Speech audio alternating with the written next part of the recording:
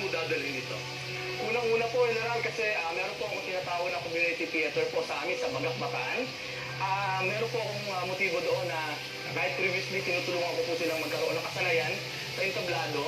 At nakatulong naman po sa loob ng 2 taon simula po ng pandemic, nakapagturo po ako ng mga kabataan mula sa mga tricycle drivers, mga mangingisda, mga nanay, mga tindera. At ang ina po sa kanila ngayon, nakasama po ninyo sa provinsyano. Wow! Yes po. At ang isa naman po doon ay meron na pong higit po muna ang 30 commercial sa telebisyon. So natutuwa po ako at nais ko pong nagdagdagan pa sila ng mga tubang baga na matuto at magmamalaki namin. Ang galing, Jetson. Kumusta naman sa pamilya mo? Ano naman ang sa pamilya, maranasan ng anak mo, ang mga... Magandang katanungan niya, General. Sa katotohanan niya, General, muntik na po ako hindi matuloy dito dahil ang anak ko po ay na-discrasya na itong 3 araw lang nakalipas. At ako po yung bantay na bago po ang kanyang ulo nag-seizure. At nandun po ako sa hospital at muntik-muntik po ako hindi makapunta dito. Kasi po, 12 years old po. Ano nangyari sa kanya? Nadulas po sa bike. So, yun po, ako po kasi may 4 na anak pero batang ano po ako. Pero ako po talaga hindi ko kayang pakita yung anak ko na gano'n. Pero pinagdarasal ko po na lumabas na yung CT scan at wala pong major problem o pagdurugo sa kanyang ulo. Hindi dumugo, you mean? Yes po, CT scan po siya kasi nagkaroon siya ng seizure tapos nakatulog po siya ng may katagalan at nawala po siya ng malay. And ngayon po, hopefully, ngayong araw po lalabas ang resulta at sana po again ng Diyos at awa ng Diyos at okay naman sana. So may malay naman siya.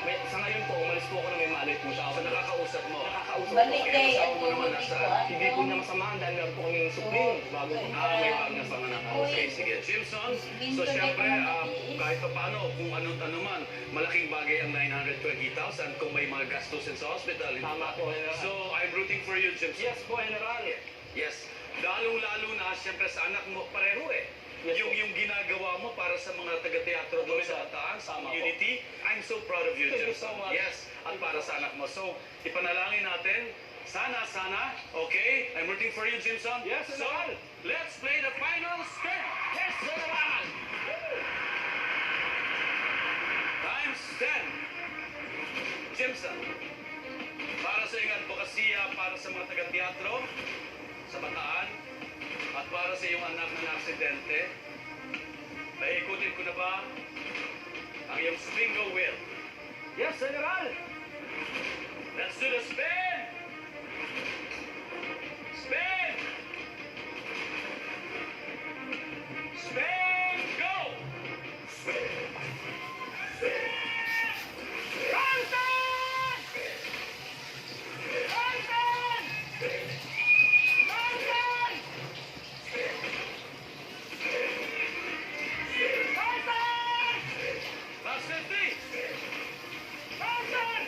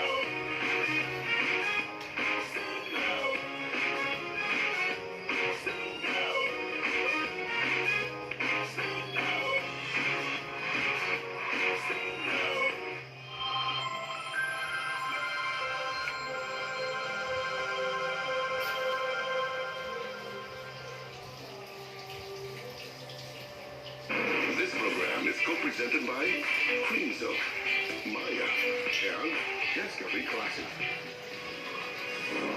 Una sa lahat,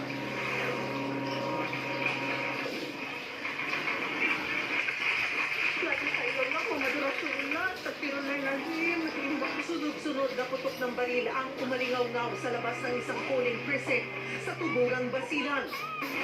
Napatakbo ang ilang sa mga botante. Ang kumukuha ng video, tila naiyak na rin sa sobrang takot.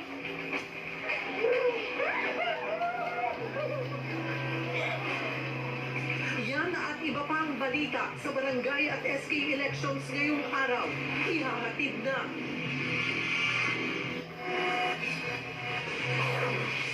Dating pang malaking balita sa frontline. Ilang botante, inabutan ng cut-off at hindi nakaboto sa barangay Sangguniang Kabataan elections. Wala kaming papapasukin kahit sino pa dyan. Habang ang mga preso bumoto kahit hindi nila kilala ang mga kandidato. Dalawang lalaking nagpanggap na botante, biglang pinagpupunit ang mga balota sa Puerto Princesa sa Palawan. Automated election sa Dasmariñas, Cavite, nagkaaberya kaya lalo pang bumagal ang botohan. Sa Lanao del Norte,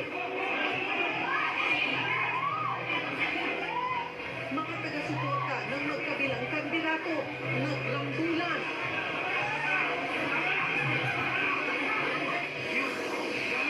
Prostitusyon at pagtutorture bistado sa isang iligal na pogo hub sa Pasay. DILG, dudang may kasabot dyan na pulis. Pilipinas at China nagkasagutan sa 15th South China International Conference. Why were you so barbaric?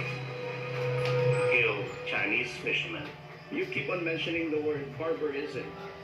But, as I said, we abide with international rules-based order. Giyera ng Israel at Hamas nasa ikalawang phase na. Pati pagitan ng airstrike ng militanteng grupong Hezbollah at Israel tumitindi na rin. Dalawang tren sa India nagbanggaan, hindi bababa sa 13 patay. At pakikiramay sa pagpanaw ni Friends actor Matthew Perry bumuhos. Adele at Charlie Puth may patribute.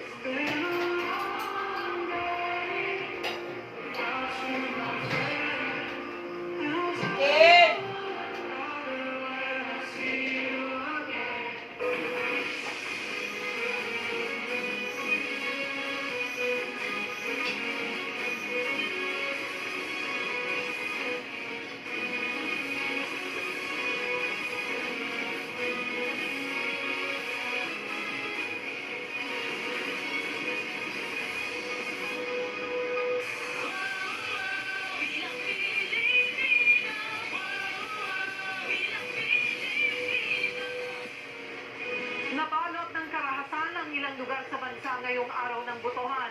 Sa Basilan, patay ang isang botante, habang 7 ang sugatan sa magkahiwalay na pamamaril. Nagsuntukan naman ang mga taga-suporta ng magkalabang kandidato sa isang presinto sa Lanao del Norte. Nasa frontline ng balitang yan, si Gio Robles.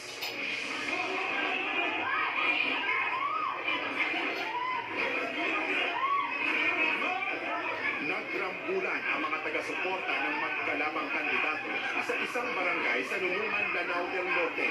Ilang minuto bago buksan ang botohan para sa barangay at SK elections.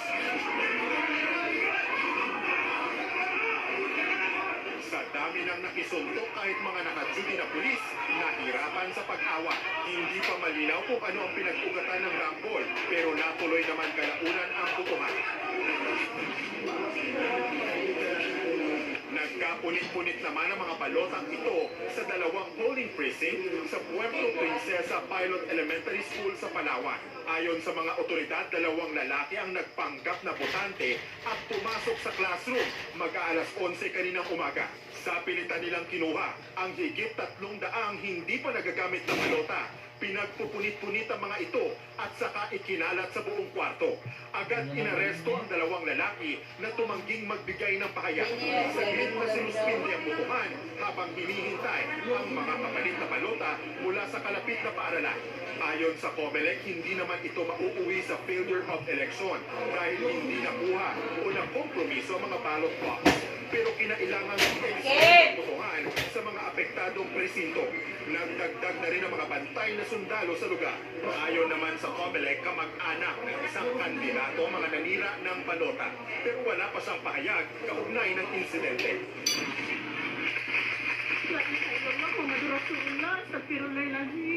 Nabulabog ang botohan sa tuburan Basila nang marinig ang sunod-sunod na putok ng baril sa labas ng polling precinct. 6 ang sugatan kabilang ang incumbent na kapitan ng barangay Lahi-Lahi na si Ibrahim Atang. Ayon sa mga otoridad, isa sa mga sospek ay isang aktibong miyembro ng Philippine Coast Guard. Patuloy pa ang investigasyon kung sino-sino ang nasa likod ng pamamaril.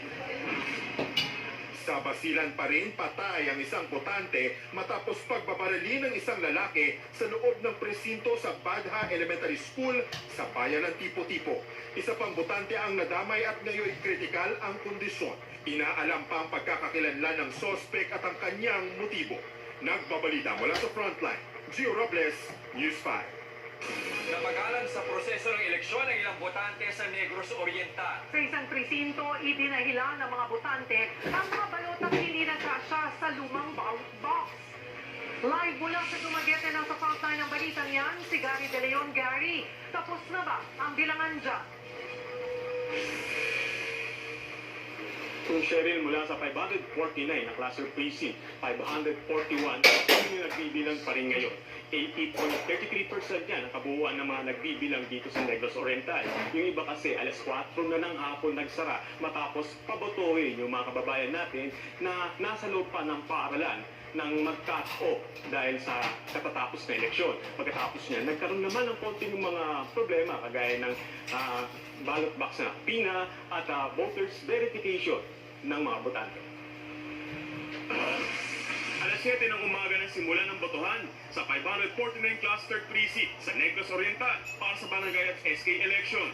Dito sa Negros Oriental High School sa Barangay Daro sa lungsod ng Dumaguete, naunang bumoto ang mga senior citizen, persons with disabilities at mga poll watcher. Matyaga rin pumila mga kabataang boboto sa SK. 13 presinto ang nakasign sa eskwelahan. Malapit lang kasi bahay namin kaya napaagal lang ako. Tapos may trabaho pa ako mamaya kaya inagahan ko na lang. Hindi pa man nagiinit ang botohan, isang ballot box ang nagkaberya dahil hindi maipasok ng botante ang kanyang balota. UP at kinakalawang na kasi ang ballot box. Kinakailangan tuloy palakihin ang butas sa kahon gamit ang gunting para magkasya ang balota. Ilang sa naging aberya sa pagboto ang mahabang pila sa online registration kung saan kinukuha ng botante ang kanilang precinct at sequence number. May mga nakapaskil na listahan naman sa pader ng paaralan pero hindi ito napapansin ng mga botante kaya hindi maiwasang may uminit ang ulo. Yeah, I know, but then they should have still placed here. There. Yeah, but there's no precinct number. My concern was which room, what precinct number. Nakabilad naman sa sikat ng araw ang mahabang pila ng mga botanteng ito sa isang presinto sa PIAP National High School. Pagpasok kasi ng voting precinct, dadaan ulit sa verification ng mga botante bago bigyan ng balota. Bagamat ginagawa naman ito maging sa ibang polling precinct, napapagana ng mga botante sa proseso rito. Medyo matagal ng konti yung mismong pagpili mo ng kandidato. Siyempre, ang daming pangalan pipiliin mo eh. Alas 3 ng hapon na isara ang botohan, pero pinaboto pa ang mga botante na nasa loob ng kanilang presinto. Tayo, stressful, relax ra. Ayon sa PNP, payapa at walang naitalang election-related violence sa Negros Oriental. Yan ay kahit nasa ilalim ng COMELEC control ang probinsya dahil sa seguridad matapos ang pananambang kay dating Governor Ruel Ticamo noong Marso. Cheryl, umaasa ang COMELEC dito sa Negros Oriental na makapagpoproklama na sila ng mga nanalo dito sa barangay election mamayang alas 10 ng gabi. Cheryl. Maraming salamat, Gary De Leon. Imbes na bumilis ang botohan, lalo pang bumatagal ang kaaberyang siya ng counting machines sa Dasmariñas, Cavite. Nasa frontline ng balitang yan, si Shaila Francisco.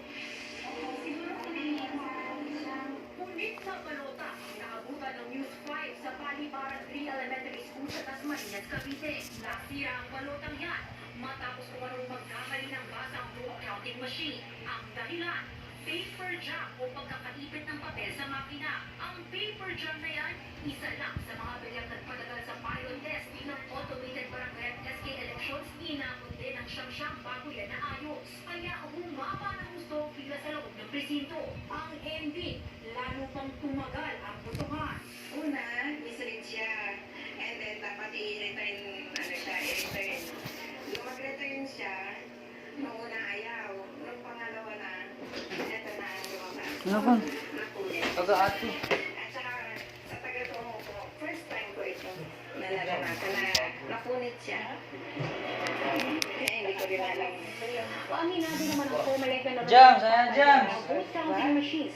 Lalo't makailang beses na yung ginamit ng mga nakaraang eleksyon. Pero pag titiyak ng COMELEC na susolusyonan naman agad ang mga issue, kung kahit pumayag agad ang BCM, ay may reserba namang nakahanda. Kanya-kanyang diskarte naman ang election officers para hindi na magkaproblema ang BCM. Tinututukan na ng electric fan ang makina para hindi mag-overheat. Habang ang ilan, itinataas ang makina kapag pinapasok ang balota para madaling malaglag ang papel. Sa kabila ng aberya, sabi ng Commission on Elections, normal lang ito. Wala po tayong magagawa dahil kapalit po yung mga makina na meron tayo sa kasalukuyan. Sana po, pagbigyan tayo ng ating kongreso na magkaroon ng budget para sa automated. Bukod sa naging problema sa VCM, tumagal din ang botohan dahil may mga botanteng wala sa listahan. Yan ay kahit nakaboto raw sila noong nakaraang eleksyon. Yan, ayusin nila para naman yung mga may problema ay makaboto. Kasi nahilang po yung isang boto. Ay ako, galing pa po ako sa trabaho, di marito na ako dito. Wala pa akong tulog. Pupunta ka pa ba sa munisipyo? Siyempre, yung mga tao, kakamarin na, di wag na lang bumoto pag gano'n. Ayon naman sa poll watchers, bago pa ang botohan, higit 100 reklamo na natanggap nila ukol dito. Nagpasaklolo tuloy sila sa COMELEC. O yung mga kamag-anak nilang patay ang nasa listahan pa, pero sila, naboboto, wala na po. Wala sila sa listahan. Bukod sa 2 barangay sa Dasmariñas, isa pang barangay sa Quezon City ang nagdaos ng automated elections. Kumpiyansa naman si COMELEC Chairman George Garcia na mas mabilis ang proklamasyon sa 3 barangay na ito kumpara sa mga mano-mano ang proseso. Ang proclamation, sinipredict po natin, matatapos ang pagbilang, mga hanggang alas 9, matatapos ang proklamasyon, mga 10:30 po hanggang 11 ng gabi, medyo sagad na po yun. Sa automated, ang proklamasyon, baka po mga 6 o'clock to 6:30, proclaim na po sila. Nagbabalita mula sa frontline, Shaila Francisco, News 5. Sa unang pagkakataon, pinayagang makaboto sa barangay at SK elections ang mga preso sa Bilibid sa Muntinlupa. Pero karamihan sa inmate, hindi naman kilala ang mga kandidato sa barangay na nakakasakop sa kulungan. Nasa frontline ng balitang yan, si Marian Enriquez.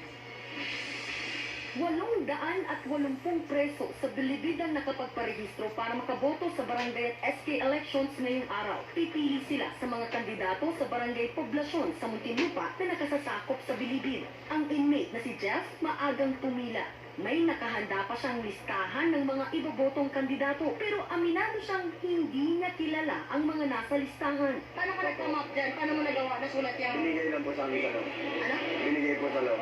Sino nagbigay? Mga kasama na po namin. Pero ikaw yan din mo. Hindi ko po kilala itong mga adult. Sign na lang. Bumuboto na lang po. Ba't hindi mo sila kilala? Demokrati po ako. Kaya nalipat ko yung boto ko rito.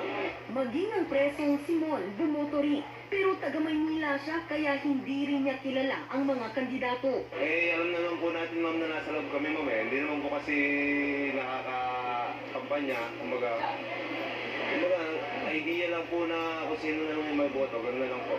3 ang tumatakbo sa pagka-barangay chairman sa nasabing barangay, habang 2 naman ang naglalaban sa pagiging SK chairman. Pero hindi pinayagang mangampanya sa loob ng Bilibid ang mga kandidato para na rin sa kanilang seguridad. Sa mga campaign flyer lang nakapagpakilala ang mga tumatakbo. Sa Manila City Jail naman, may higit 300 registered voters. May common poster area lang para sa mga campaign material. May mga recorded video rin ng mga kandidato na ipinapanood sa mga preso. Sa buong bansa, higit 51,000 na persons deprived of liberty o mga PDL ang maaaring makaboto. Sila yung mga pinayagang magrehistro dahil hindi pa pinalang sentensya o nakaapila pa ang kaso. Ito ang unang beses na pinayagang makaboto ang mga persons deprived of liberty o mga PDL sa barangay at SK elections matapos ang inilabas na desisyon ng Korte Suprema na alisin ang temporary restraining order na makasali sila sa lokal na eleksyon. Pero ang tanong, nabusisi, nakilatis, at nakilala ba talaga nilang mabuti ang mga kandidato para nang sa ganon ay magamit ng mga inmate ng tama ang kapangyarihan nilang bumoto? Para kay Chairman Garcia, sapat na ang mga pinayagan nilang paraan ng pangangampanya sa mga kulungan para makilala ng mga inmate ang mga tumatakbo. So naniniwala po ako, base sa pinamigay nilang mga proyektos dito, base sa pinamigay nilang campaign materials, pwede naman po ma-assess na ng mga kababayan natin. Tingin naman ni Bucor Chief Gregorio Catapang, pwede pang ma-improve ang sistema. Sa problema, nagbigay nga ng flyers, hindi naman sila nagbigay ng profile. So next time siguro next time will be better na ito yung listahan. Sabi naman ng COMELEC, ang importante ay hindi na ipagkait sa mga preso ang kanilang karapatan na bumoto. Their choice may not be right or wrong, but at least their choice is a choice which is a reflective of democracy. Nagbabalita mula sa Frontline, Morgan Enriquez, News 4. Bumoto si Pangulong Bongbong Marcos at Vice President Sara Duterte sa kanilang mga probinsya kanina. Si PBBM, iginiit na di dapat sayangin ang karapatang bumoto. Nasa frontline ng balitang yan, si Maricel Halili. Pagkabukas pa lang ng presinto sa Mariano Marcos Memorial Elementary School, dumating agad si Pangulong Bongbong Marcos para bumoto sa barangay at SK elections. Higit kumulang 5 minuto lang ang tinagal niya sa pagboto at paghulog ng kanyang balota. Sa panayam sa media, binigyang tingin ng Pangulo ang halaga ng barangay election sa midterm election, lalo na sa mga politiko. Pag sinabi ng mga barangay na magde-deliver ako sa iyo ng 350 votes dito sa aking barangay, asahan mo 350 yun, totoo yun. Ano po yung gusto? Kaya nga raw, mainit ang laban sa barangay level. Kumisan, nagiging napakainit ang barangay election dahil talagang crucial yan. At it is held at a very intimate personal level. And that's why sometimes nagkakainit ka ng gusto, kaya yun ang ating gustong iwasan. Aminado rin si PBBM na dahil sa init ng laban, may mga kaso pa rin ang vote buying sa mga barangay. Kaya payo niya sa mga botante. Huwag nyo naman itatapon ang inyong karapatan na makapili ng inyong mga barangay official. Dahil alam nyo naman po na ang mga barangay official ang mga kaharap ninyo araw-araw. Ito ang mga tinatakbuhan ninyo para makatulong sa inyong mga problema.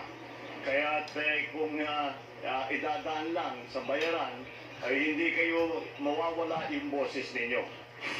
Dito rin sa presitong ito kung saan bumoto si Pangulong Bongbong Marcos, boboto sana si dating First Lady Imelda Marcos, lalo't kabilang ang pangalan niya sa listahan ng mga botante. Yun nga lang, hindi raw siya nakauwi dito sa Ilocos, kaya hindi siya makakaboto ngayong araw. Ang ibang miyembro naman ng First Family, tumiretso na sa Lawag dahil doon sila rehistrado.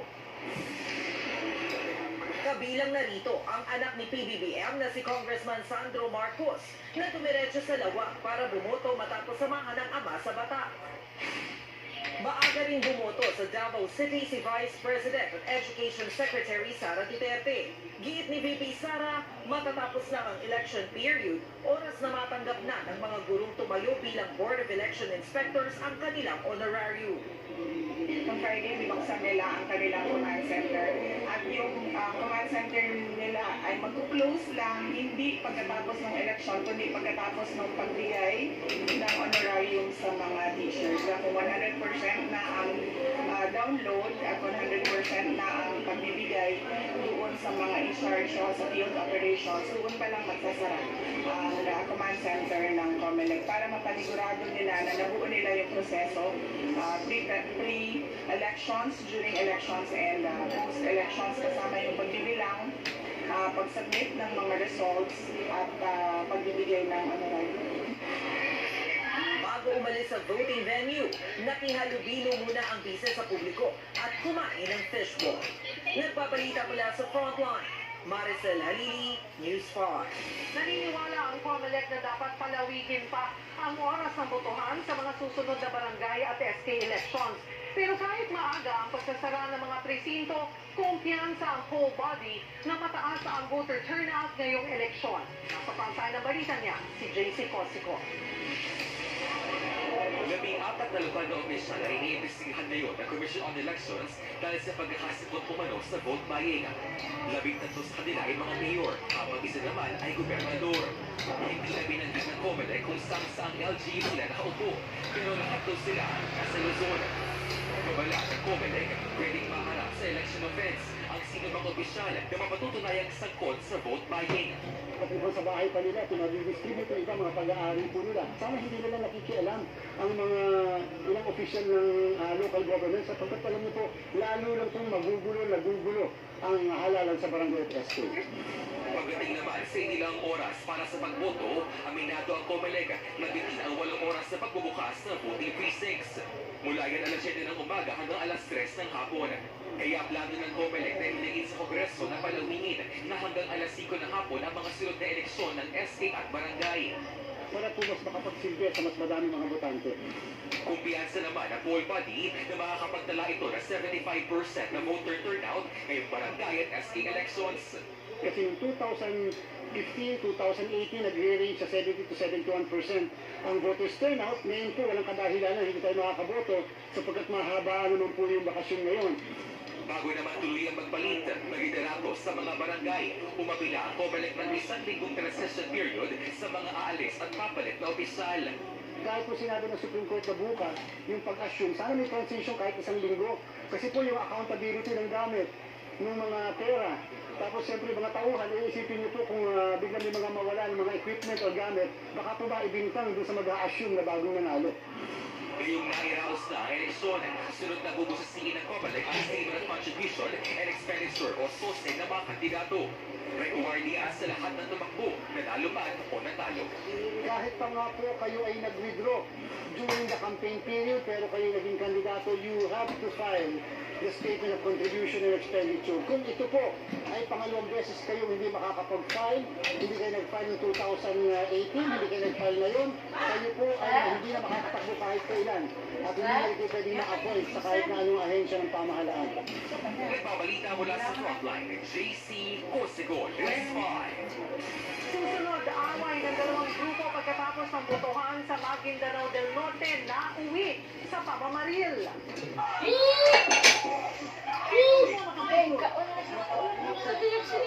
Oy, ako kaningituan kang anak dailin. Di mo nila magsibilis mo ko. Hindi. Binagtunan niya. Mauwi sa ilo. At pagkakama ay bumuhos sa pagpanaw ni Fred Star na Tayo, Sherry. Abangan ang lahat ng yan sa Wala ko na pagpilit ito ng pa. Frontline Pilipinas. Tapos. Siya ka ba natin? Siya. Ang na sila.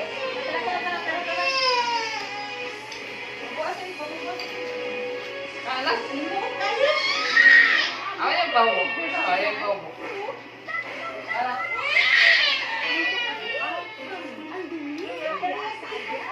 Dahil malbita na ka na, Dahil.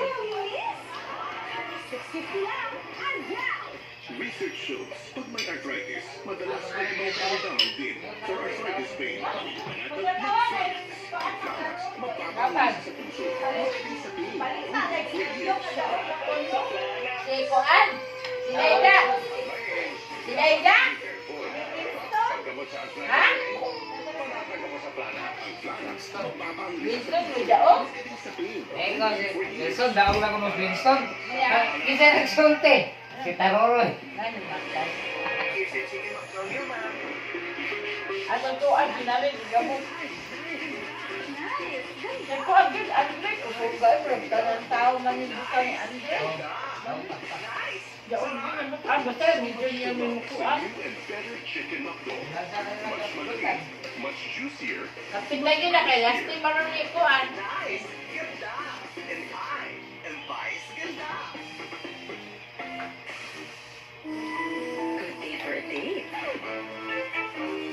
Bad day for a date. Makadandruff yan. Head and shoulders every day. So you're up to 100% dandruff-free every day. Head and shoulders. Sana all mapigyan kong gatas. Uy, birch tree! may lakas depensa, support nutrients. Para sa lahat, birch tree fortified. Hindi. Pawis. At amoy araw. Yan ang mga mansyang inuumila. Kaya breeze na. Nagtatanggal ng mansya sa unang babad pa lang. Sige sa mansya. Breeze. Init. Yeah. Mapamake germs din yan. Use Safeguard Extra Strong Cooling. Tanggal lagkit at germs. Extra Strong Cooling. Woo! Lamig ng feeling. Safeguard. Ito ang kwento ng isang ina na tiwala sa Biogesic for Kids. Sa akin, Biogesic for Kids ako eh. Kaya sa anak ko, Biogesic for Kids din. Biogesic for Kids, alagang maasahan, masarap at maganda ang kanin.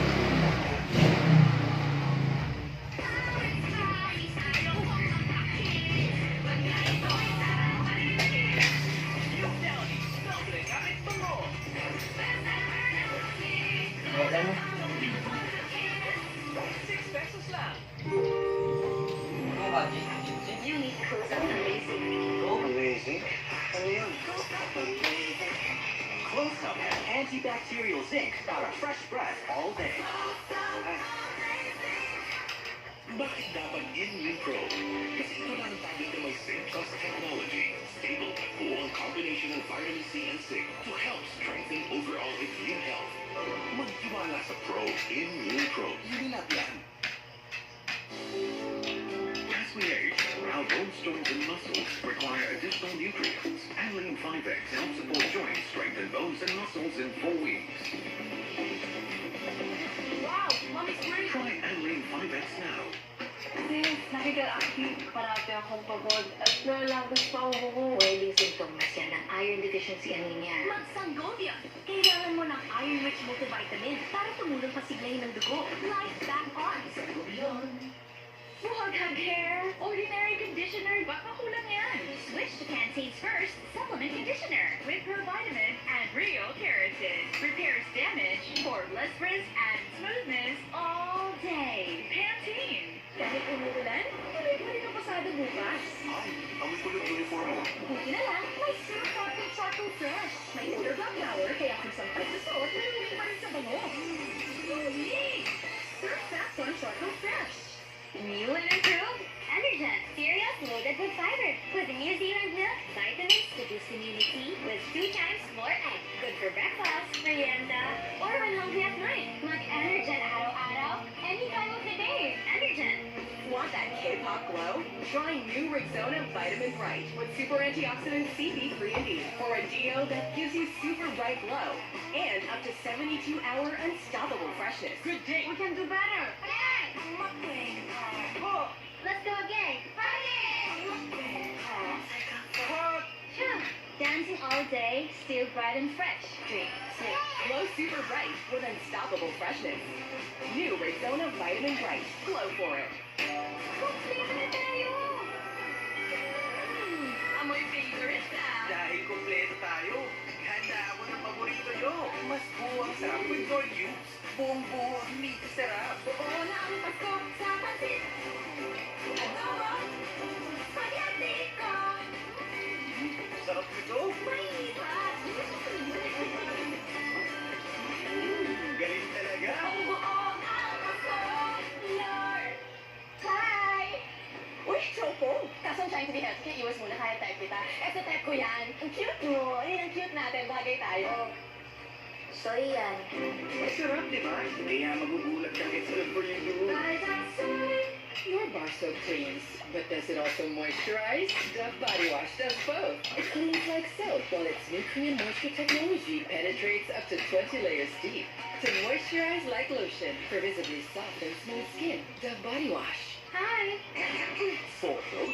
Take Strepsils. It is clinically proven to relieve pain and soothe the throat in as fast as 60 seconds.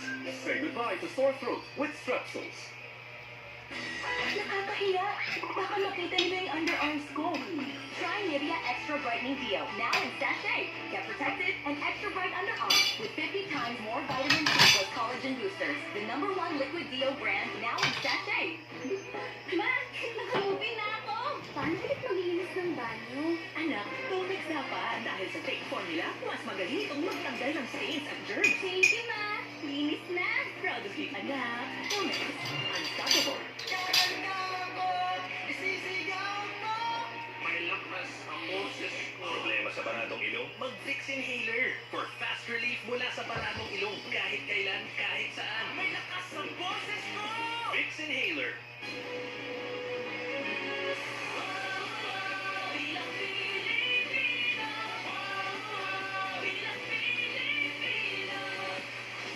Naantala ang botohan sa isang presinto sa Abra matapos may magpaputok ng baril sa kasagsagan ng botohan kaninang umaga. Sa takot tuloy ng mga nagbabantay na guro, muntik nang hindi nila ituloy ang eleksyon. Live mula sa Banguet de Abra na sa frontline ng balita niyan, si Elaine Fulgencio. Elaine, kumusta na ang sitwasyon dyan ngayon? Cheryl, pasado alauna ng hapon kanina nang mag-resume ang botohan sa isang polling center sa Tineg Abra. Agad na nagpadala ng Special Electoral Board ang PNP at COMELEC sa lugar. Napasugod sa barangay Lapat Balangkay sa Tineg Abra ang mga sundalo at pulis sa kasagsagan ng botohan sa barangay SK elections kaninang umaga. Kasunod yan ng 3 putok ng baril na umalingaw-ngaw di kalayuan sa polling precinct ng Lapat Balangkay Primary School. The gunfire was heard more or less 500 meters at the back of the entire school na voting area natin. So, one team of our troops pursued the alleged perpetrator, pero dahil siya na malayo, makuha kasi kagad, hindi na natin nabutan. So, pinabuti natin bumalik agad para i-secure yung voting area. Dahil sa nangyari, nagulabog ang mga botante at gurong tumatay ang electoral board. Sa huli, nagdeklara ng failure of election ang mga gurong dahil sa takot. Ang kaso, tumanggi ang mga election para Vernilia.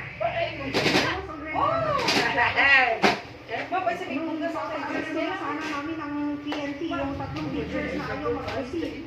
Gusto na nila. Mag-aalas 2 na ng hapon nang ituloy ang botohan sa presinto. Ayon sa COMELEC, i-issue ng order ang mga guro para magpaliwanag sa nangyari. He corrected that. He cannot declare. Taliksik man! Madung naman kami nito ang balik. Magsamantalain na ang dalang botohan sa barangay sa bayan ng Benevicio sa kanina. Manihis ako, manihis. Sa electoral board ang ilang election para Manihis ako.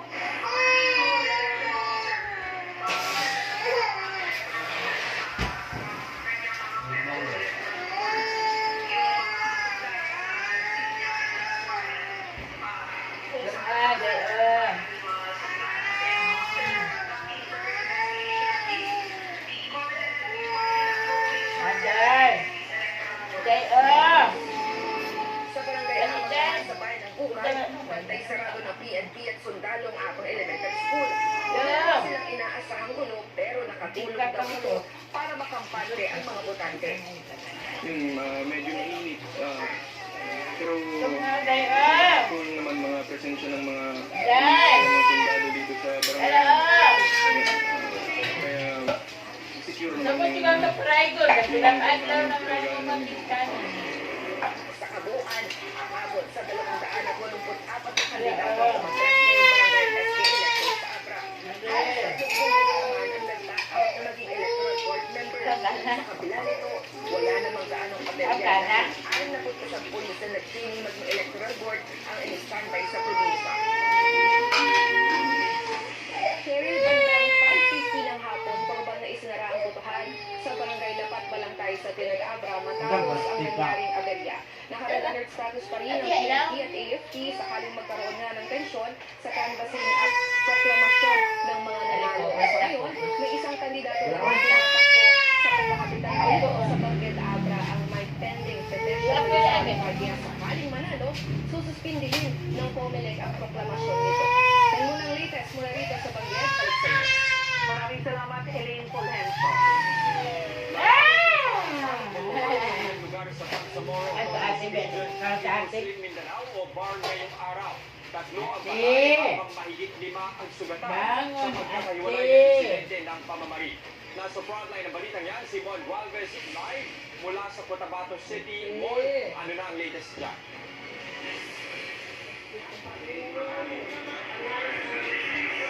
Jess, hanggang sa mga oras na ito ay nagpapatuloy pa rin yung ginagawang bilangan dito sa maraming mga paaralan o polling centers ng Bangsamoro Region kung saan kaliwat kanan nga yung naitalang pamamaril kung saan hindi makapasa 3 ang naitalang patay.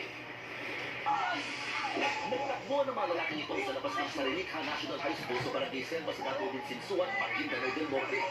Maya-maya pa, biglang natumbang isang lalaki sa kalsada na tinamaan ng pala ng bala. Hindi pa malinaw kung sinong nasa likod ng pamamaril. Base sa investigasyon, nagkaroon daw ng komosyon sa pagitan ng magkalabang kampo kasabay ng pagsasara ng botohan pasado alas 3 kaninang hapon. Patay naman ang 2 botante habang sugatan ng 5 iba pa sa nangyaring pamamaril sa Barangay Bugawas sa bayan pa rin ng Dato Sinsuat. Nangyari yan 1 oras bago magbukas ng botohan. Base sa investigasyon, nagkagirian daw yung magkabilang kampo ng mga tumatakbong kandidato sa barangay. Nauna yung kabilang partido, gusto palayasin.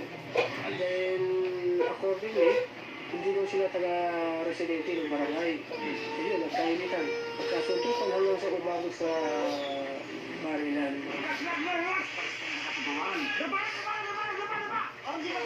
barangay Kabuling naman sa bayan ng Pandag, Maguindanao del Sur, sunod-sunod na putok ng baril ang sandaling ng balito sa botohan kanina umaga. Ang ilang botante, napatakbo sa takot. Tatlong sugatan matapos ang pamamaril. Ang isa ng ito, itik ay kanatinakay ng mga kasama matapos namando ng shrapnel ng pinakawalang M79 grenade launcher. Dagdag naman ang tama ng balang pader ng eskwelahan. Blanco pa mga otoridad kung sinong nasa likod ng pamamaril. Pero sa Facebook Live ng dalawang naglaban sa pagkalkalde ng bayan, pareho nilang sinasabing sila ang naging biktima ng insidente. Nagsasabi kami with my family to cast our votes, votes. Buong pamilya ko, nandito kami. So, pinagpaparil kami. Grabe ang putukan. Si Dondon. Si Dondon, ha? Tinamaan. Pinagpaparil sa barangay Pandag. Ayan. Mag-first aid kami. Dahil sa nangyari, higit ng Maguindanao del Sur Provincial Government na mas dapat igilan ang maglaban kontra sa loose firearms. We know that nagkaroon tayo ng gun ban, di ba? Nagkaroon tayo ng gun ban at yung sinasabi nilang PAGs, no? Private Armed Groups, na kinakailangan siguro natin i-double check ito na maigi at balikan natin din, maliban doon, balikan natin yung mga sinasabi natin decommissioning. Sa Cotabato City Central Pilot School nga, nakaroon pa ng tulakan dahil sa pagpipilit ng mga botante makapasok. Dahil dito, ang pinaharang ng Philippine Marines sa gate ng paaralan. At dahil sa insidente ng mga kasaluhan, mas sinusunod ng ilang politika sa Alis Provincia, manatiling ang propose na lamang ano sa ganitong halalan. Dito sa ND, nasunog ng krasyo sa Rumingpang Elementary School sa Barira, Maguindanao del Norte, dalikan pa ng elementary school sa Dato Sinsuat. Posibleng sinadya raw ang sunog na hinihinalang may kaugnayan sa halalan. Natuloy naman ang eleksyon sa lugar. Yung total damage at saka sa school ngayon, sa Pilot Elementary School, we have 52 classrooms available. Pasado alas 6 na ng gabi na magsimula ang bilangan dito sa Rojas Elementary School sa Cotabato City. Sakop nito yung Barangay Rosary Heights 12 kung saan nagkaroon ng 2 insidente o 2 patay sa isang shooting incident noong nakaraang Lunes. At nakita nyo nga, polis na yung namumuna dito sa ginagawa ng bilangan matapos mag-take over ng Barm Regional Police na umaabot daw sa 6 na shooting incident sa kanilang naitala. Initially, ngayong araw, tig-dalawa sa Lanao del Sur at Basilan, habang tig-isa naman sa Maguindanao del Norte at saka sa Sulu. 5 individual ang patay dyan, habang 11 sugatan. Hindi pa kasama sa bilang na ito yung nangyari sa Pandag at saka yung mga nangyari na mga insidente ng karahasan ngayong hapon. Jess. Maraming salamat. Nag-uulat mula Cotabato City, Mon Gualvez.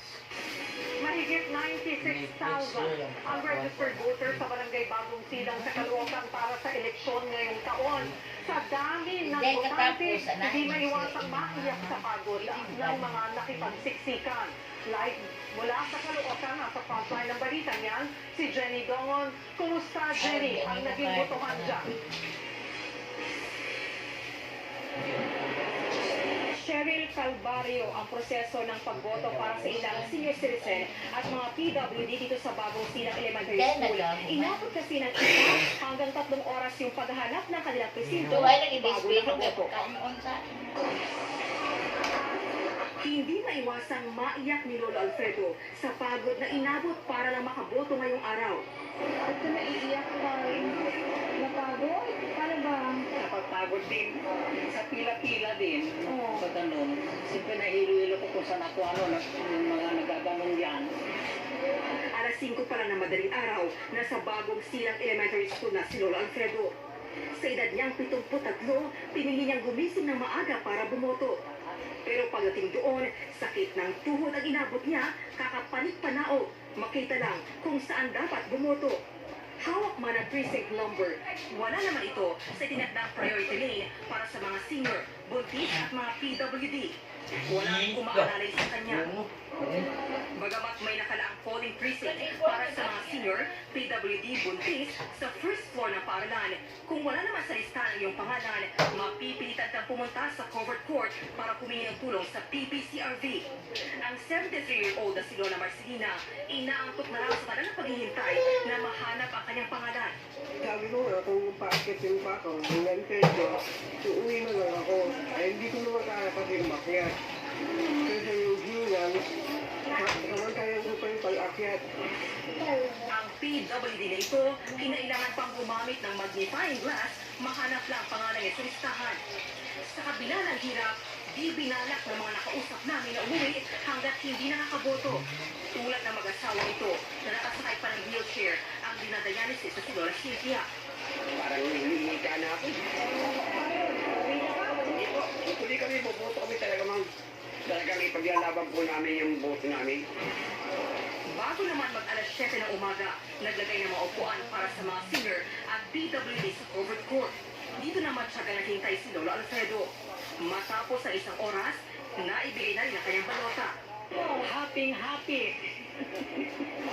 Nang nakabuto na ako hanggang kanina umaga.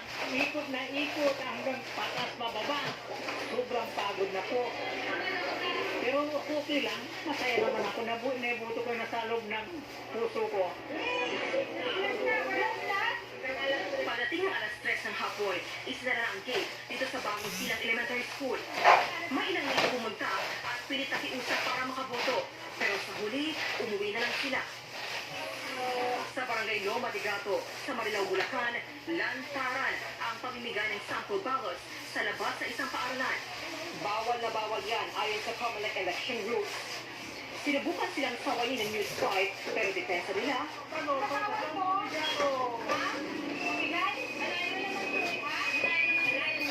Mga girls na lang.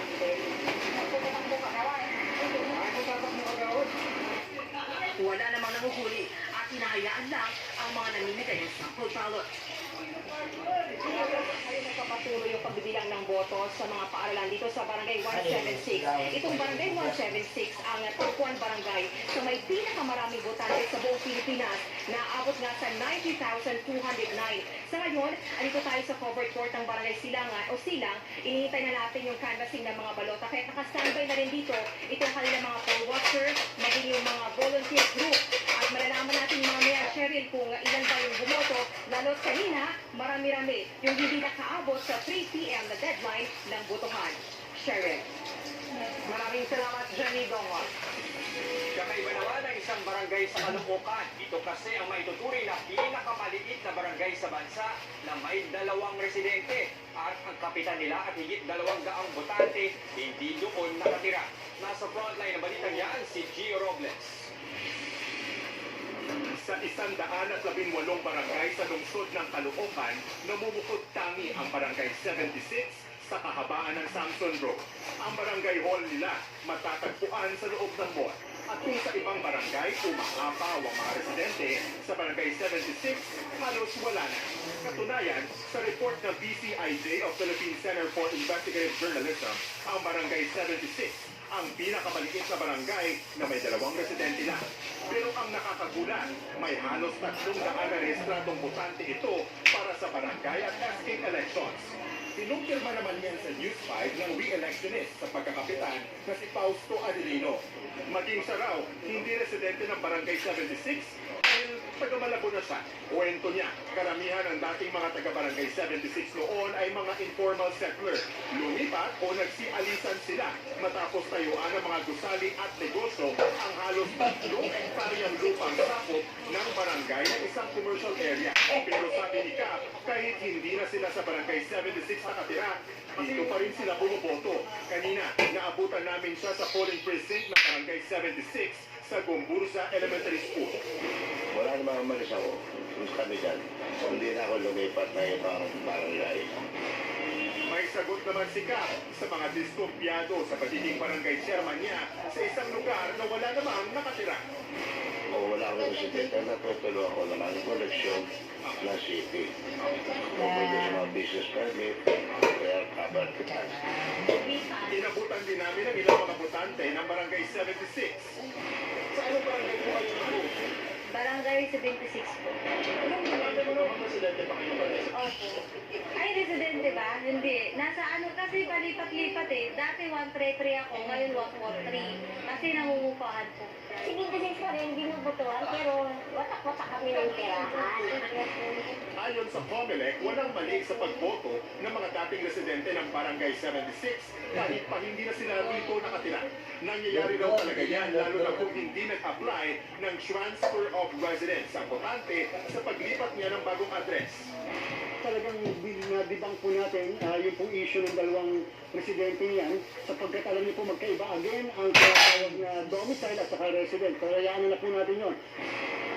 Ayon kay Fausto, driver at konduktor ng bus sa kalapit na terminal, ang 2 natitirang residente ng barangay 76 na sa probinsya naman bumoboto tuwing eleksyon. Kaya kung si Caloocan Mayor Along malapitan ang tatanungin, dapat nang pag-isahin ang maliliit na barangay sa lungsod. Sa ilalim ng batas para manatiling barangay ang isang lugar sa Metro Manila at ibang highly urbanized cities, dapat umabot sa 5,000 ang mga residente nito. Kaya Caloocan LGU na sa plano na raw na pag-isahin ang nasa 4 na barangay sa lungsod, kabilang ang barangay 76.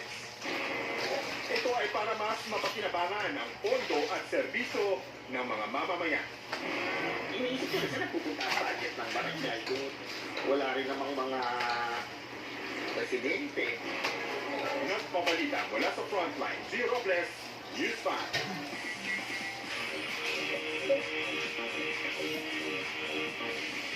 Bumuhos ang pakikiramay sa pagpanaw ng batikang Hollywood actor na si Matthew Perry. Ang ilang singers tulad na Adele, Charlie Puth, nagpa-tribute pa para kay Matthew sa kanilang concert.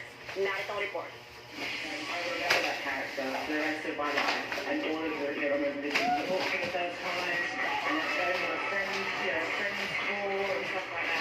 May sandaling itinigil ni Adele ang kanyang concert sa Las Vegas para bigyang pugay ang pumanaw na friend star na si Matthew Perry.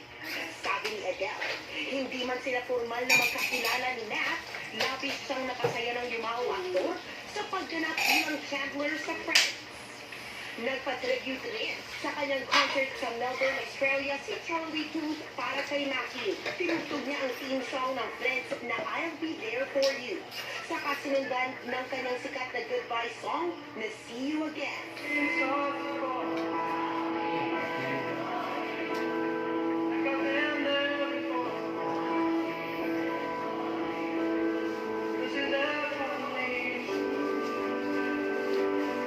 It's been a long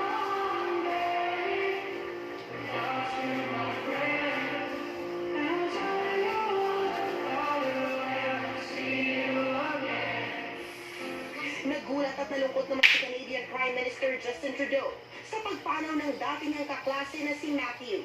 Sa kanyang post sa X, kinuwento ng Prime Minister ang kanilang paglalaro ng schoolyard games noon ni Matthew. Idinaan din sa X ng sikat na TV host na si Piers Morgan ang lungkot sa pagpanaw ng Friends star. Si Oscar Award-winning actress Gwyneth Paltrow naman, inalala ang kanilang masasayang sandali noon ni Matthew nang hindi pa lumalabas ang Friends. Sobrang malungkot siya nang malaman ang balita kay Matthew. Umaasa siyang sanay at peace na ngayon ang kanyang kaibigan. Ayon sa ilang ulat, naghahanda pa rin ng joint statement ang mga kaibigan ni Matthew sa Friends na sina Jennifer Aniston, Lisa Kudrow, David Schwimmer, Matt LeBlanc at Courtney Cox. Nitong Sabado lang mang maibalita pagpanaw ni Matthew sa kanyang bahay sa Los Angeles sa California. Iniimbestigahan pa rin ang dahilan ng kanyang pagkamatay.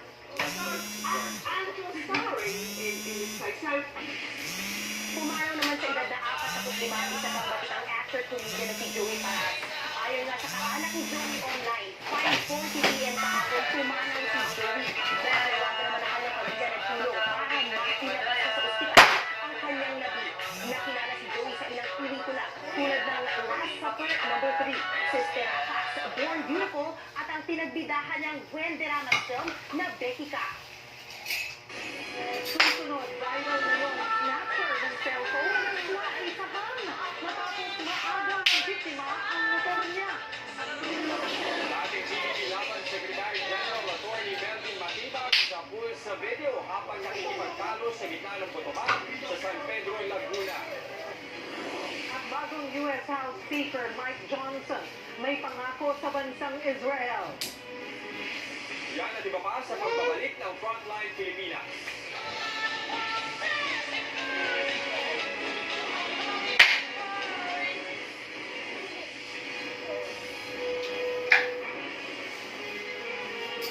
Tag-ulan. Walang araw ang sinampay. Sa Barangay. Sa kulog. Pero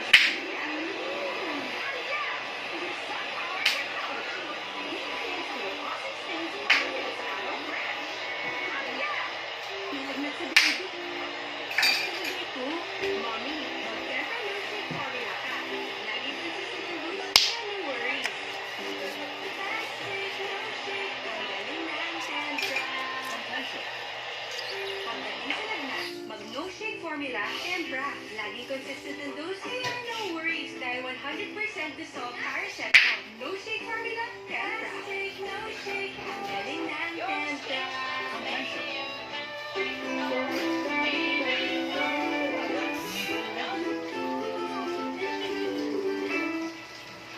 Your very own snack combo with your signature look. Sa Mercedes Mix and Match, mas maraming choices masulit. Day for a day. Not day for a day. Makadala. Head and shoulders every day. So you're up to 100% dandruff-free every day. Head and shoulders.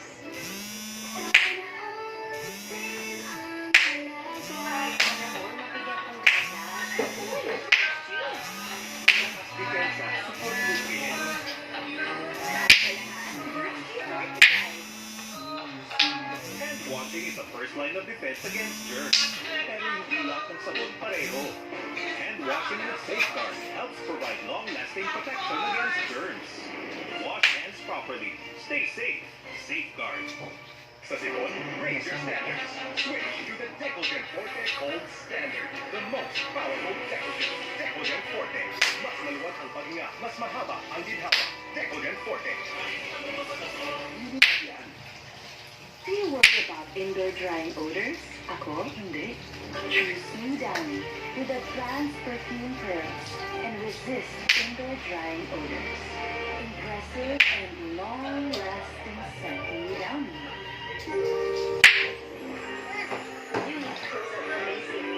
Amazing. Close-Up has antibacterial zinc para fresh grass all Pwedeng bumalik ulit ang hyperacidity at heartburn. Dapat Crema S Advance works faster and lasts even longer with all-day relief from pain to ash. All-day relief. Crema S Advance. Unique yan. Jocelyn, anong trabaho ng tatay mo? Marami. birthday niya. Para sa kaon. Thank you so much. Si tatay, magsasama ng kape. Ang bata? Ha? Kain mo yung birthday mo. Diba?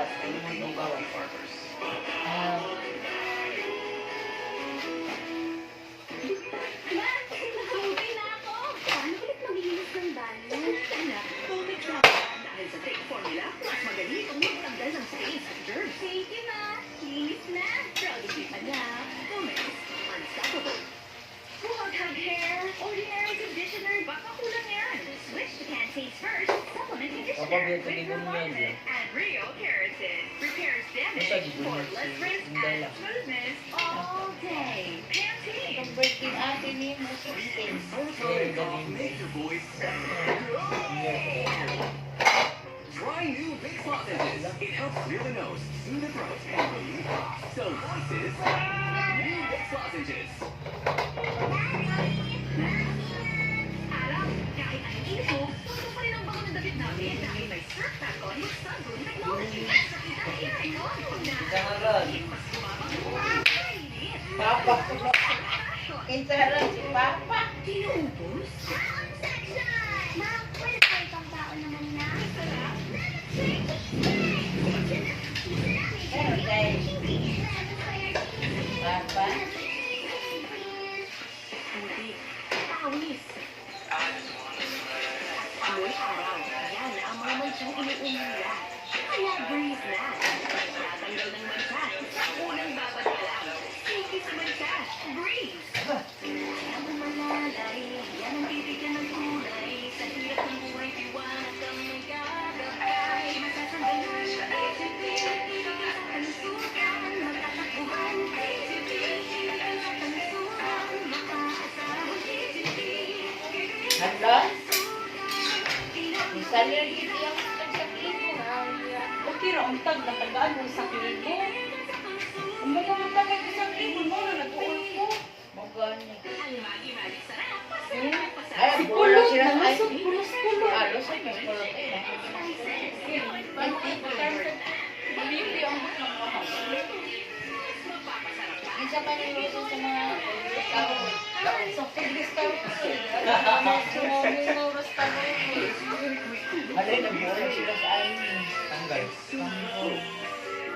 Alas Kuni, ano? Bayat ni Kuni. Oh, may naman ako makay tagakuan na. Nagbayad si Alas Kuni. May nakatulan ni Kuni. Ano sa Susan? Di pa yung kayo. Ang siniston. Oh, Kuni! Sila sa mga. Away, may gado na yan. Oo. Puro na sa man si Juan. Si Chico, yung restaurant. Sino mas mabisa? Ako lang yung awot ang restaurant. Tapos ako lang yung Gaon-gayo siya. London. Gaon. Manapit ka. Ano lang? Hatay yun mo. Bili na. Sure, I'd love to. Ano kaya pagkadawin motor? Dagan sa tayo. Diyan. Kita baron.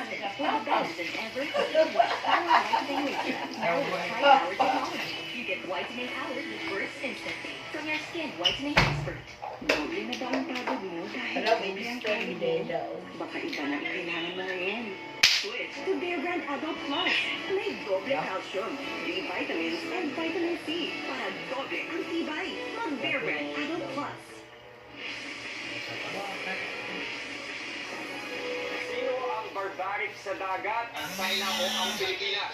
Diyan umikot ang sabutan ng isang dating Chinese colonel at ni Philippine Coast Guard Commodore J. Cariela sa Global Forum tungkol sa South China Sea.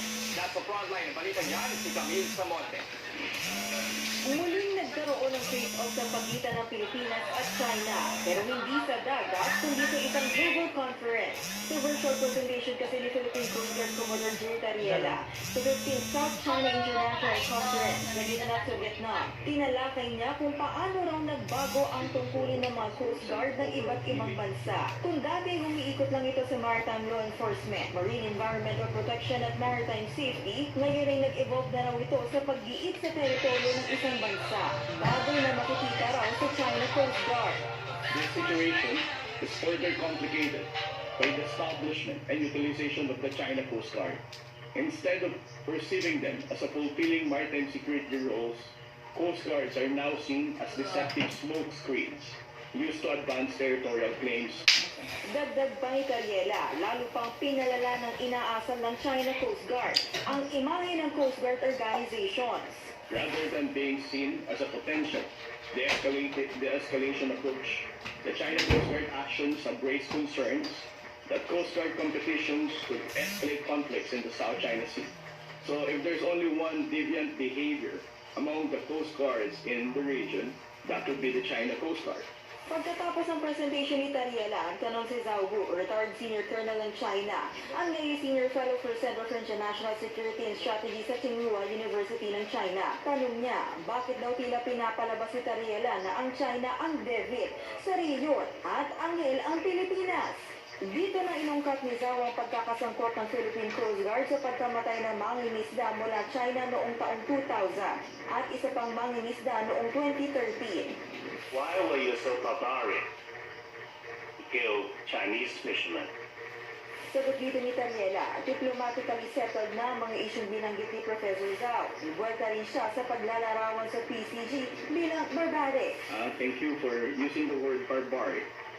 You keep on mentioning the word barbarism. But as I said, we abide with international rules-based order. I think the transparency initiative that we have been espousing for the past months is a clear understanding of what the word barbarism is. Because Vietnam, Malaysia, Indonesia, and Philippines will always abide with the international rules-based order. I just don't know whether People's Republic of China is also willing to do the same.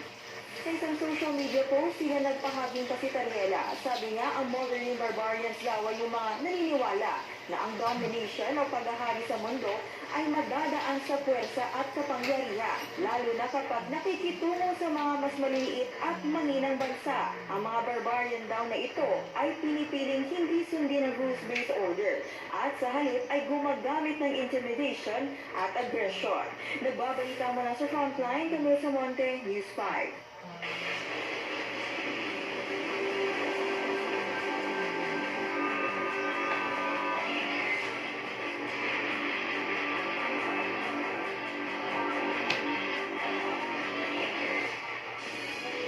Agresibo na ang pag-atake ng Israel sa Gaza sa pagpasok nila sa second phase of war. Tumindi rin ang sigalot ng Israel at isa pang kaaway nilang grupo na Hezbollah. Nasa frontline ng balitang yan, si Marian Enriquez. Mas malalakas na pagsabog at sunod-sunod na putok ng baril ang umalingaw sa Gaza Strip. Walang patid pa rin kasi ang bakbakan ng Israel at grupong Hamas sa higit 3 linggong giyera. Ayon sa Prime Minister ng Israel, ang kanilang mas matinding pag-atake ang second phase of war. Kasunod yan ng paglunsad ng ground operations. Dose-dose ng tangke at sundalo ang pumasok sa anilay kuta, gayon din ang pagsabog ng iba pang gusali. Hindi naman nagpatinag ang Hamas. Inilabas din nila ang video ng rocket attack sa convoy ng mga armored vehicle ng Israel. Bungsod ng walang awat na pambobomba, umakyat na sa higit 9,400 ang kabuang bilang ng mga namatay sa giyera. Higit 8,000 dyan mga Palestino sa Gaza Strip. Nagbigay naman ulit ng 2 linggong palugid ang Israel sa mga residente sa Gaza para lumikas. Para raw ito sa kanilang sariling kaligtasan habang pinupulbos nila ang Hamas sa Gaza.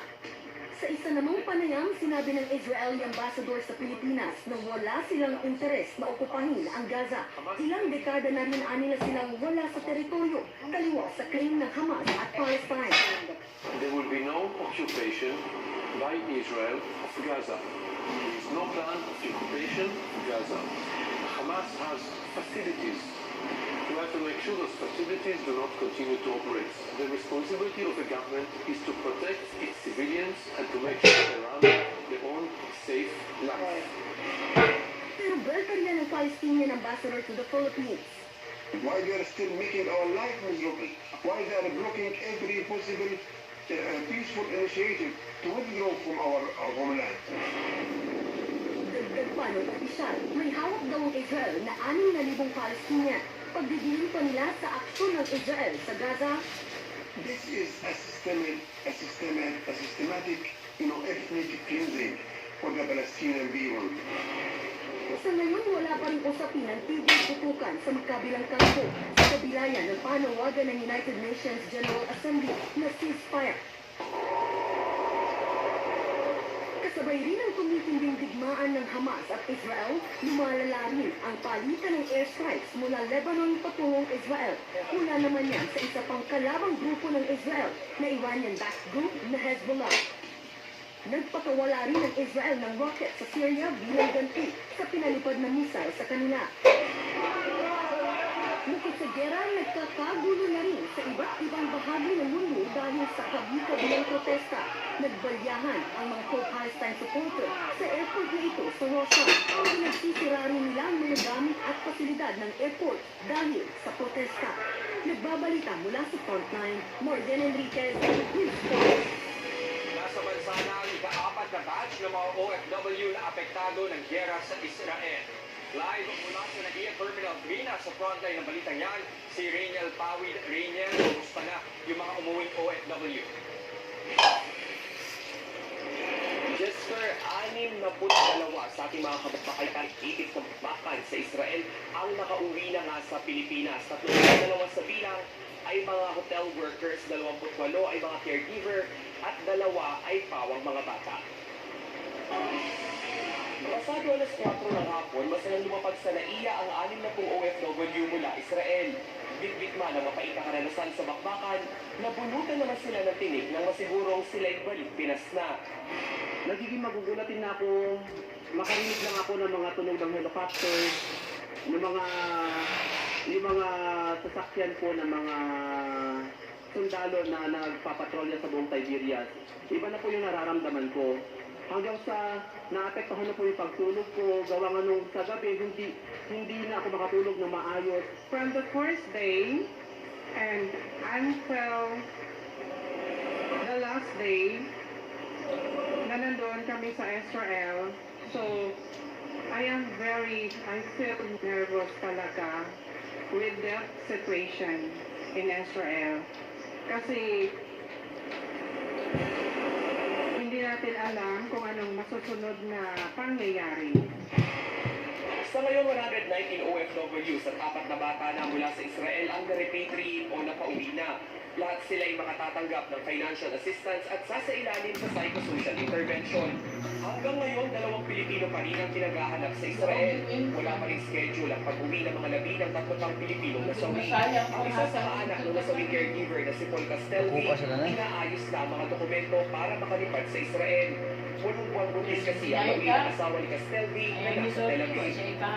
Sa short, tinutulungan natin yung at least isang paanak yung family Castelvi na makapunta doon. Doon naman sa ibang pamilya na yung OFWs natin na nasawi, inihanda na rin yung pamilya. Base sa dokumentong nakuha ng News 5 mula sa Overseas Workers Welfare Administration o OWA, makatatanggap ang bawat pamilya ng nasawing OFW ng higit 316,000 pesos para sa burial expenses mula sa Israeli government. May monthly benefits din ang nabalong asawa na aabot sa 134,000 pesos. Maaari pang tumaas yan depende sa dami ng anak. Kung wala namang asawa, ang kanilang magulang ang makatatanggap ng lampas 118,000 pesos. May annual benefits din na lampas 64,000 pesos. Lifetime o habang buhay nilang matatanggap ang annual at monthly benefits na nabanggit. Samantala, 124 Filipinos din na nasa Lebanon ang nag-request ng repatriation. 125 Filipinos naman ang minomonitor na nasa West Bank. Sa kaso naman sa usipang hanapin ang 21 Pinoy na hindi pa rin makontak ng gobyerno. Just sabi nga ng Department of Foreign Affairs ay higit 250 Pinoy pa na nasa Israel sa ilalim sa repatriation program sa mga susunod na linggo. Ang gobyerno naman, hinihintay na magbukas ang Rafah border crossing para naman sa 57 na Pilipino na nais tumawid pa Egypt. Jester. Nag-uulat mula sa NAIA, maraming salamat, Reniel Pawi. Susunod, illegal pogo na nambubugaw ng mga babae, sangkot din umano sa pagdukot at pag-torture sa mga may utang. Automated election sa Pasong Tabong, Quezon City, ilang beses na atala dahil sa aberya sa makina. At di ba sa 13 patay sa pagkain ng Ukraine sa India. Tutok lang mga kapatid na pa ang Frontline Pilipinas.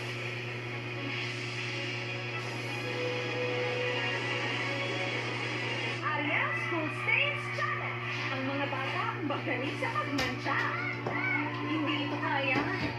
Yeah, with FedEx Cleaning Enzymes. Kasi may kapitan sa owner eh. Parang pila ka term na siya. Diarrhea and fever may lead to child dehydration. Para karon last term nun. Vivalite electrolyte drink. PG So, kasi wala siya prescribed delicious flavors. Sensation. Para iwas dehydration, mag-Vivalite electrolyte drink. PG prescribed delicious flavors. Sensation. Bisa na kontra ni Piaglen. Karon. Buwan ito lista lagi. Burung berani. So much to love is the new and better chicken McDo. Much malaki, much juicier, much crispier. Kadua sila. Gin bulta rin. May babaw. Ito baka na. Yan ang butang-butang rin ito. Use Head and Shoulders, tanggalan dati. Butang-butang rin itong panganay ito yung babaw. 100% gender-free ka.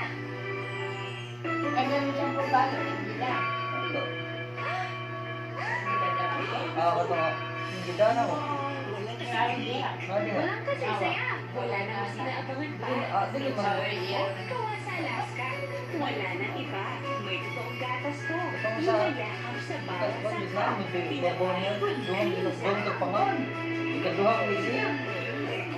Alaga na bigay mo. Ngayong Pasko, wala pa rin natalo sa alagang Alaska mo. Putik, pawis, at amoy araw. Yan ang mga mansyang inuuwi nila. Kaya brave na. Nagtatanggal ng mantsa sa unang babad pa lang. Long-lasting perfume pa. Sige sa mantsa. Brave! Imimit ko pa yung fans. Kakahiya skin ko. Use Safeguard Lemon. Now with vitamin C. Germs, oil, and dirt. For skin that looks healthy and naturally glowing. Use Safeguard Lemon.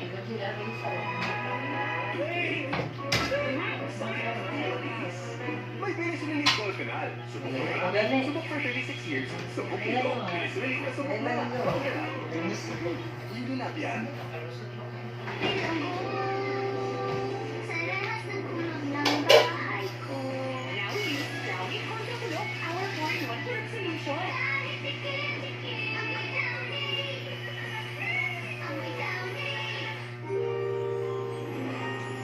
Unique close-up amazing. Amazing? Ano yun? Mura mo siya i-install ba? Mura ko iban yung straight to the point yun ba?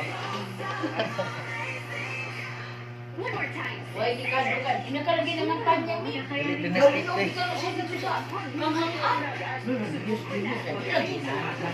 Mga away man lang. Ay, yung siya maayo.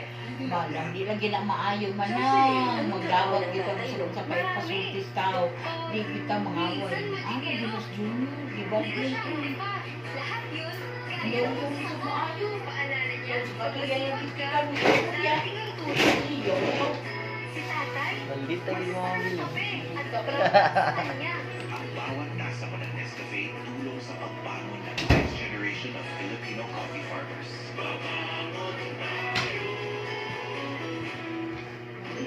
Mag-away ka na sa papachiri ba?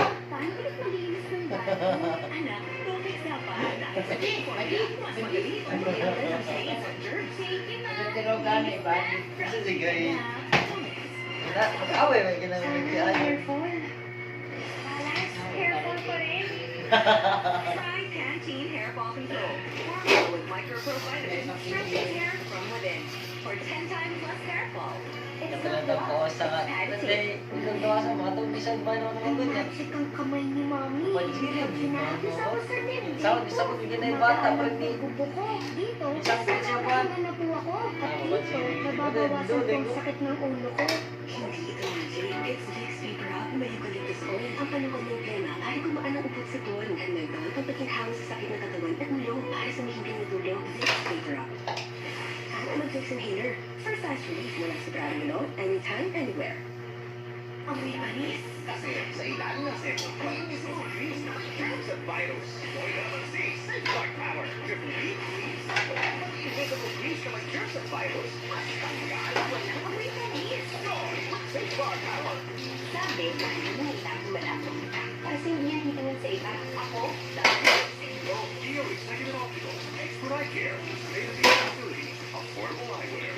Tingin na wala nang masigit pa sa akin. Leo, love your eyes. Ring, ring,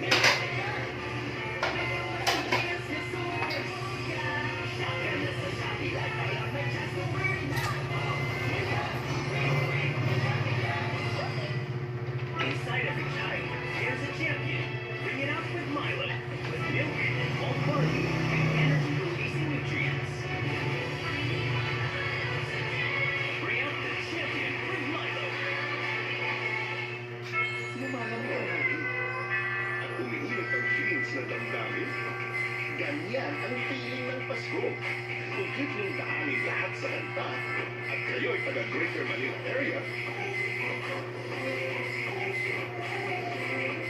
tawagin ang barkadang mga boses niyo mamayagpag sa Philippine Pasko Chorale Competition.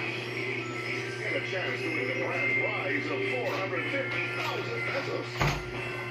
Punta dito for more details. Ano na ang views mo sa Philippine Pasko Chorale Competition?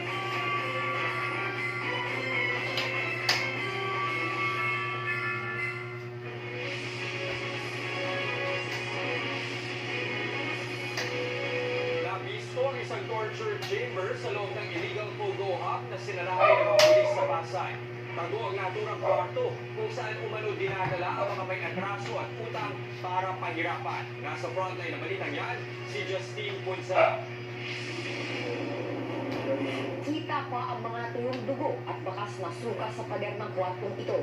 Bukod sa mga nakasabit na posas, may natagpuan ding mga yato, baseball bat at taser. Ang nasabing kwarto ang nagsilbi ng torture chamber sa Pogo Hub na sinalakay ng mga otoridad sa Pasay noong Biyernes.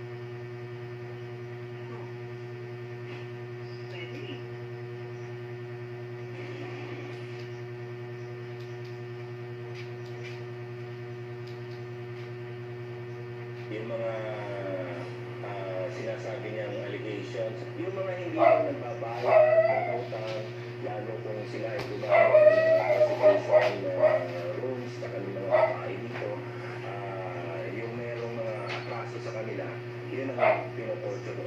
Corroborates the testimony of one of the witnesses na talagang may nagto-torture the Chinese na dito. Ang gunggugan sila yung mga tigabuko. Ang torture chamber na yan, ilang hakbang lang mula sa KTV at hotel ng Gusali. Dito, pwede raw kumuha ng mga babae ang mga customer at magpa-extra service. Mayroon pang aquarium kung saan ka muna pwedeng mamili ng babae ang mga customer. Karaniwang mga Chinese na nakatira lang malapit sa Bumbuhang ang kanilang suki. May nakita rin clinic sa loob ng Gusali. Inaalam pa kung lisensyado ba ang doktor na nagpapatakbo nito. Nirin ang nasabing Bumbuhang dahil Setyembre papasok ang lisensya nito pero patuloy pa rin ang operasyon. Halos 450 foreigners ang nahuli dahil sa posibleng paglamag sa immigration laws. Isa sa ilalim sila sa import ngayong araw. Pero kagabi, 3 Chinese ang